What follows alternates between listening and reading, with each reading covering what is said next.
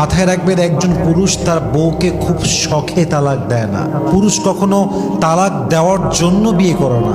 পুরুষ যখন বিয়ের পরে দেখে খুব বেশি অযত্ন করেন, আপনার স্বামীর আস্তে আস্তে সংসার থেকে মন উঠে যাবে, আপনার প্রতি মন উঠে যাবে।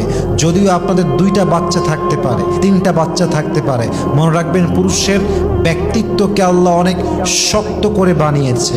পুরুষ সব সহ্য করতে পারে, বাট তার শখের নারী, তার লাইফ পার্টনার, তার স্ত্রী তাকে অবহেলা করবে, তাকে অযত্ন করবে, তাকে টাইম দেবে না, তার কেয়ার করবে না, তাকে টপ লিস্টে রাখবে না প্রায়োরিটির ভেতরে। বিশ্বাস করেন, পুরুষ সব কিছু হজম করতে পারে, সব কিছু মানতে পারে, বাট তার লাইফ পার্টনারের অবহেলা, অযত্ন পুরুষ চুল পরিমাণ সহ্য করতে পারে। এই মানুষটা আসলে সেই মানুষ নয় যে মানুষটাকে আমি মন থেকে পছন্দ করে যুদ্ধ করে বিয়ে করেছিলাম।